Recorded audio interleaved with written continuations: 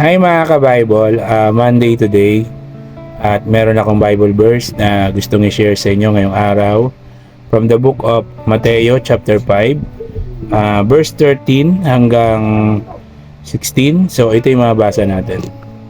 In Mateo chapter 5, verse 13 hanggang 16, so ito yung mabasa natin. Asin at ilaw. Kayo ang asin ng sangkatauhan. Ngunit kung ang asin ay mawala na ng alat, paano pa ito mapapaalat muli?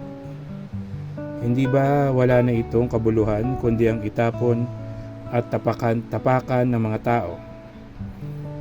Kayo ang ilaw ng sanlibutan. Ang isang lungsod na nakatayo sa ibabaw ng burol ay hindi maitatago.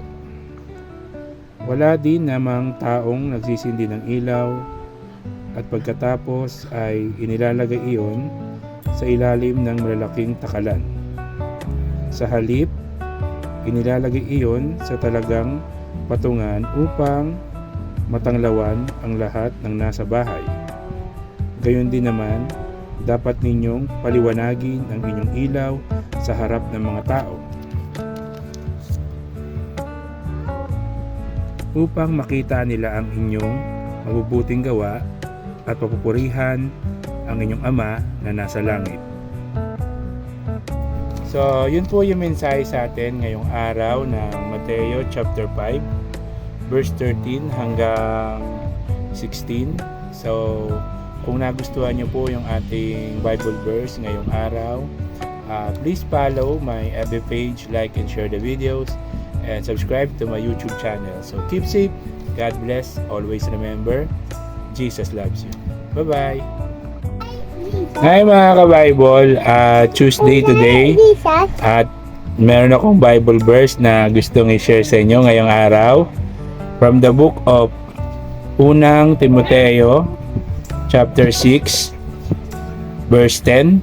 So ito yung mabasa natin. Sa Unang Timoteo chapter 6 verse 10, so ito yung mabasa natin. Sapagkat ang pag-ibig sa salapi ay ugat ng lahat ng kasamaan, dahil sa paghahangad na yumaman. May mga taong nalalayo sa pananampalataya at nasasadlak sa maraming kapighatian. So, yun po yung mensahe sa atin ngayong araw ng Unang Timoteo chapter 6 verse 10. So, keep safe, God bless, always remember, Jesus loves you. Bye-bye.